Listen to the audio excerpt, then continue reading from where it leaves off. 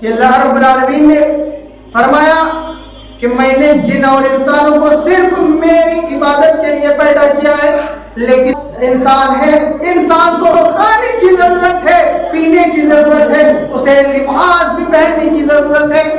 قضائے حاجت کی بھی ضرورت پڑتی ہے، انسان ہے، بیوی بچے کی پرورش کی بھی ذمہ داری اس کی ہے،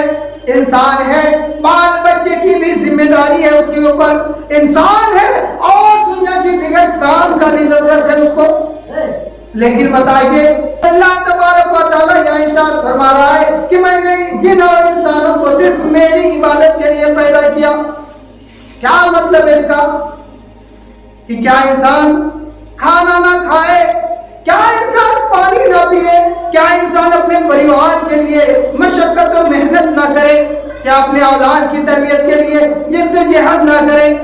کیا اپنے اولاد کے پروان چڑھانے، اپنے اولادوں کو پروان چڑھانے کے لیے وہ تکلیفیں نہ جھیلے، وہ کام کاج نہ کرے؟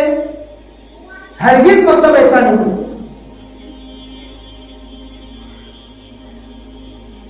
آپ کا کھانا آپ کے لیے عبادت بن سکتا ہے، آپ کا پینا آپ کے لیے عبادت بن سکتا ہے، آپ کا کمائی کرنا آپ کے لیے عبادت بن سکتا ہے، آپ اپنے بال بچوں کے لیے جو بھی کمائیں گے، جتنا بھی کمائیں گے، وہ ساری کمائی، وہ ساری دولت عبادت میں شمار ہوگی۔ کب؟ جب آپ اللہ کے رسول کو رسول مان کر کے ان کے حکم کے تابع رہیں گے اور اللہ کے رسول صلی اللہ علیہ وسلم کے فرمائے ہوئے احکام کے اوپر عمل کرتے ہوئے آپ اپنے اولاد کے بارے سوچیں گے، آپ اپنے فیملی کے بارے سوچیں گے، آپ اپنے والدین کے بارے میں سوچیں گے، آپ اپنے گھر کے بارے میں سوچیں گے، آپ اپنے دولت کے بارے میں سوچیں گے۔ اس وقت آپ کا کام کرنا، آپ کا سفر کرنا اور آپ کی کمائی سارا کچھ عبادت میں شمار ہوگا۔ اور عبادت میں کب شمار ہوگا؟ مثال کے طور پر انسان ہے، بھوک لگتی ہے، کھانے کی ضرورت ہے، بغیر کھائے کوئی رہ نہیں سکتا۔ اب وہ کھانا کھائے لیکن وہ یہ سوچ کے کھائے کہ یہ کھانا دینے والا اللہ اور اس کھانا سے فائدہ اور تقویت اور قوت پہنچانے والا بھی اللہ ہے۔ میں کھانا اس لیے کھا رہا ہوں کہ یہ کھانا میں کھاؤں گا، غذا ہمارے پیٹ کے اندر جائے گی اور تقویت ملے گی، طاقت ملے گی، اس وجہ سے کہ میں کھانا کھاؤں گا اور جب طاقت ملے گی تو اللہ رب العالمین کی عبادت میں کوئی خلل پیدا نہیں ہوگی، میں اللہ رب العالمین کی عبادت پرخلوص اور جوش کے ساتھ کر پاؤں گا،